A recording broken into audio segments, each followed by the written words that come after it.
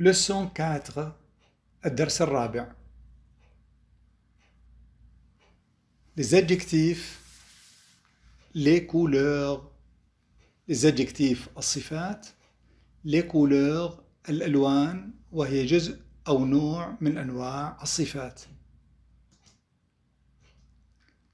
Le livre est vert. الكتاب أخضر. ت الموجودة بآخر كلمة vert لا تلفظ. La robe est verte. حطينا لكلمة verte فأصبحت تلفظ الت، فنقول la robe est verte. الروب أو الثوب اللي هو الثوب النسائي مؤنث، وأخضر كلمة أخضر أخذت بالأخير ولفظت بالتالي الت الموجودة بآخر الكلمة. Le livre est vert. La robe est verte. Le livre est gris. الكتاب رمادي. La robe est grise. الروب رمادي، لكن حطينا بآخرة وبالتالي الاس أصبحت تلفظ زد، لأنه قلنا إنه الاس بين حرفين صوتيين تلفظ زد. Le livre est brun. الكتاب بني brun. La robe est brune. الروب بني ولكن أخذ بالأخير، فبران بني صارت تلفظ brune بنية. Le livre est blanc. Le livre est blanc. الكتاب يكون أبيض.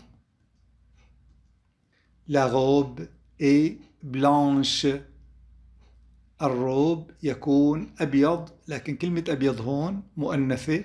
La robe est blanche.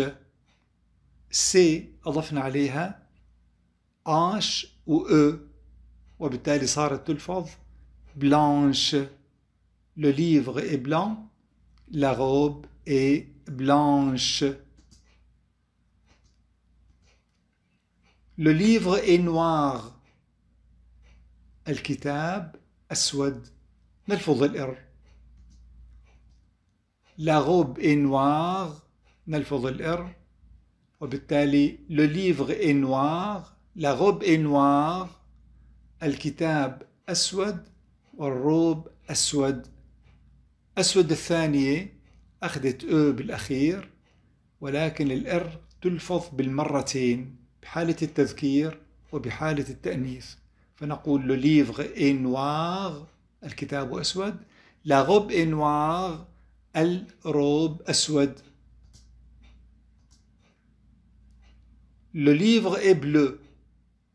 الكتاب أزرق، وما في بآخرة، فقط.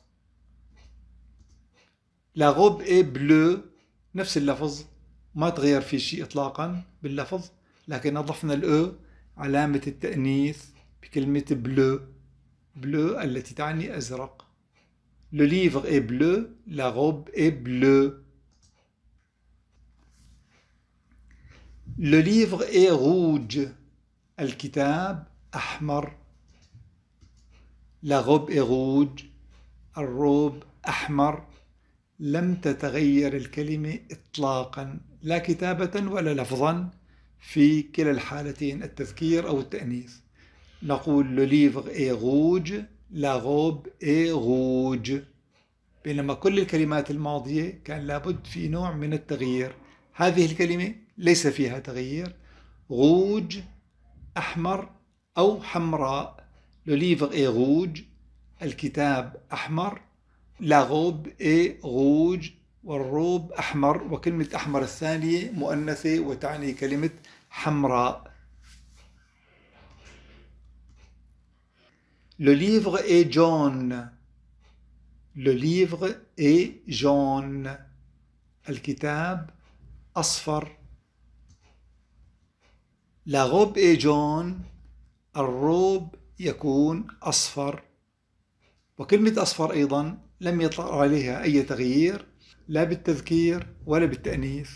جون جون، le livre est jaune, la robe est jaune. Le livre est rose, le livre est rose. الكتاب زهري. La robe est rose, الروب زهري. غوز لم تتغير لا في حال التذكير ولا في حال التأنيث. صار عندنا 3 كلمات هدول: غوج غوج، جون جون، غوز غوز، لم تتغير لا في حالة التذكير ولا في حالة التأنيث، لا لفظا ولا كتابة. أعيد الكلمات ال3 هدول في حالة التذكير والتأنيث: Le livre est rouge, la robe est rouge. Le livre est jaune, la robe est jaune. Le livre est rose, la robe est rose. السؤال: de quelle couleur est la règle? De quelle couleur est la règle? من أي لون تكون المسطرة؟ De quelle couleur est la règle؟ كلمة couleur كلمة مؤنثة، لذلك من حطينا أداة الاستفهام كل. من أي هي الحقيقة مؤنثة. لو كانت مذكرة كنا ما حطينا الدبل ال، كنا حطينا اكتفينا فقط ب كيو او ال. لكن بما أنها مؤنثة نقول de quelle couleur est la règle؟ من أي لون تكون المسطرة؟ La règle est grise. المسطرة تكون رمادية. La règle est grise. حطينا الأو، ثبتناها الأو بآخر الكلمة، وبالتالي صارت تلفظ الإس، لكن بما أنها بين حرفين صوتيين صارت تلفظ زد. La règle est grise. المسطرة تكون رمادية. Est-ce que le livre est gris? Est-ce que le livre est gris؟ هل الكتاب رمادي؟ Non. Le livre n'est pas gris. Non, le livre n'est pas gris. Il est bleu. كلا، الكتاب ليس رمادي، إنه أزرق. Non, le livre n'est pas gris, il est bleu. السؤال اللي بالأعلى: de quelle couleur est la règle؟ من الأسئلة التي تطرح دائما، يعني de quelle couleur est la règle؟ de quelle couleur est le livre؟ de quelle couleur est l'horloge؟ de quelle couleur est le mur؟ دائما تطرح هذا السؤال: de quelle couleur، ما هو لون وبتضيف الكلمة اللي بدك تحطها، وبالتالي بعد منها إشارة استفهام لتدل على من أي لون يكون أو من أي لون تكون. De quelle couleur est la règle؟ La règle est grise. من أي لون تكون المسطرة؟ المسطرة تكون رمادية. Est-ce que le livre est gris؟ هل الكتاب رمادي؟ Non. Le livre n'est pas gris, il est bleu. كلا، الكتاب ليس رمادي، إنه أزرق. Nombre، أعداد. كنا بدينا نحن المرة الماضية بالأعداد بالنومبر، وصلنا فيها إلى 10. الآن نتابع بعد 10. 11 11 11 12 12 12 13 13 13 14 14 14 15 15 15 16 16 16 17 17 17 شوفوا الإكس مع التلفاز صارت مباشرة دي 6. طبعا البي لا تلفاز حكينا عليه عندما تكلمنا عن الرقم 7. دي 6 17 18 18